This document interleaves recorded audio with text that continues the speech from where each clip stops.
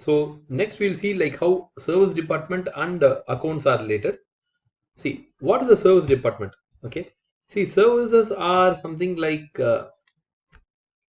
which are invisible in nature. Okay, we can't see them. Okay, services function, we'll just see them. Okay, you might have seen a lot of companies like this. Okay, so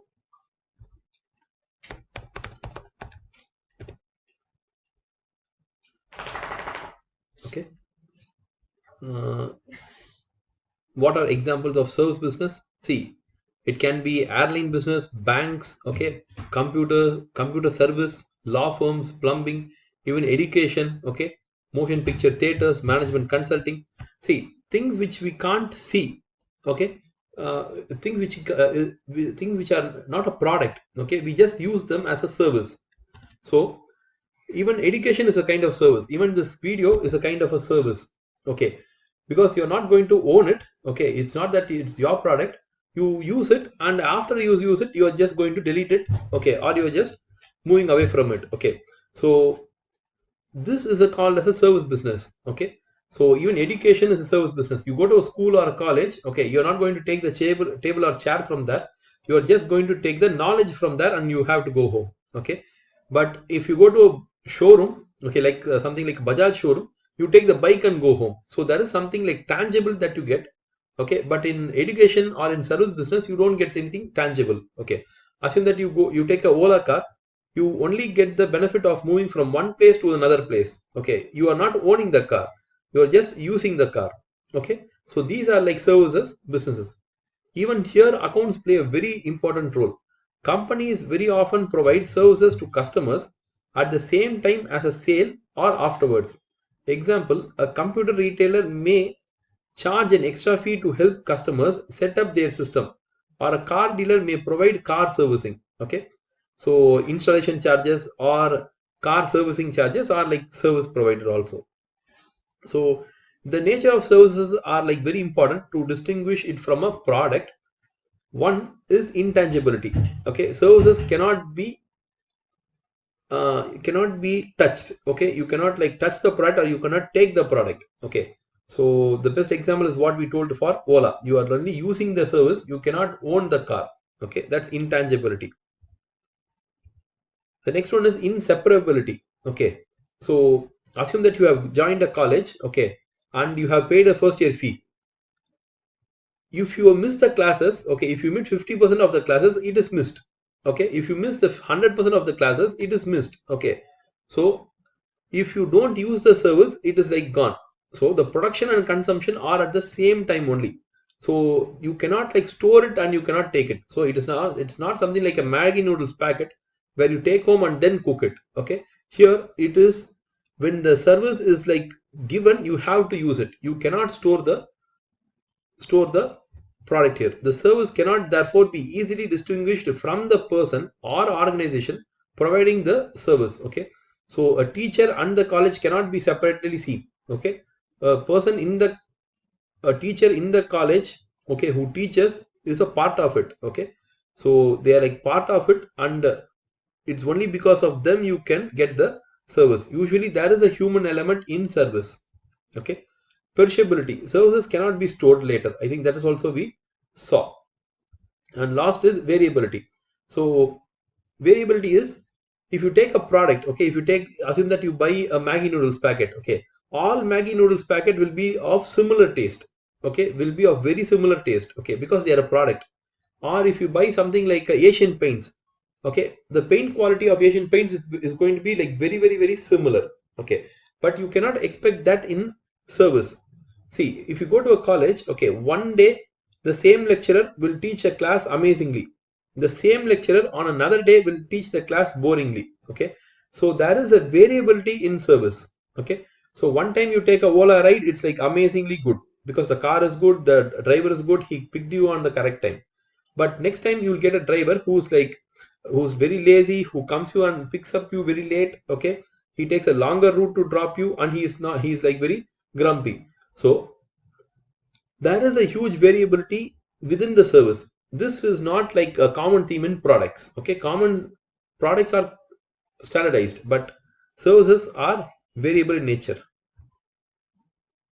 So there are several issues which the service departments may need the input of accounting department. So how accounting and service are interrelated. Number one is the charge out rate. Okay. See, for the example, charge out rate is how did Ola find that they're going to charge a particular ride this rate? Okay. It is depending upon the kilometers, right? For the time that it has taken. Okay. And the rating that you have. Okay. See, just like similar to how you rate the driver, okay, the driver will also rate you. And each customer has his own rating scale, okay, has his own rating. If you are a 5-star customer, your charge will be normal. If you are a 2-star customer, okay, your payment will be high. Why is it like that? Okay, because Ola doesn't want any troublemaking customers. Okay, so what they do is the account department involves here, okay, and they ensure that the charge is made for the number of kilometers, okay, the time taken, and for the rating that the customer has. Okay, so that's how it is like determined. So even if you take a bus, okay, so you take from one place to another place, you want to go in a bus. How did they fix that it's going to be 100 rupees per ride?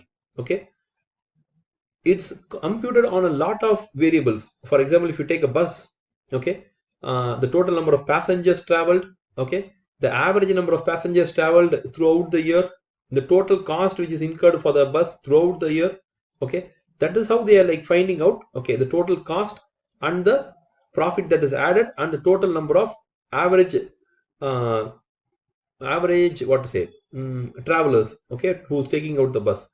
So they try to find out what would be the cost per customer, okay, what is the cost per customer, and they add a profit on it and they charge it. Okay, so this is like available anywhere. For example, in any of the services which we have seen here, for example, see whether it's going to be a movie ticket, okay, how did they arrive at a price called as 500 or arrive at a price called as 200? Because it is at that price they can cover both their cost as well as they can make a decent profit. Okay, so who tells this? The management, the accountant will tell this. Okay, so charge out rates, estimating costs. Okay, so if you take a bus, okay, if you take a bus from point A to point B, okay, you are like paying a ticket price. Okay, so if it's a new bus company, then how do they estimate the price? Okay, they estimate the price based upon the costs. So they try to find out the total number of kilometers that bus rides, okay, the total number of passengers it gets, okay, then they try to find out what would be the expected cost. Okay, so they try to estimate the expected cost and then they determine the charge out rate. Market conditions may mean that the charge out rate contains a very low profit element. The company may question whether it is worth carrying out these services. The problem is that the benefits are intangible and not easy and not easy no measure. Okay, but nevertheless real. A company with effective service provision has happier customers and customers happy customers are more likely to buy from the company in future, therefore leading to lower selling costs. Okay, so the concept works like this: if we charge a too much price, then the customers will run away. If we charge a very less price, okay, then we'll only incur a loss. So somewhere the price has to be such that both the customers should be happy, at the same time we should also make a profit. Okay, see how do they really come out with this kind of a confusing concepts are. One is to find out what other companies are simply charging, and we can charge the same rate. If other bus companies are charging 100 rupees per ticket, we will also charge 100 rupees per ticket. Okay, but that is not the right method.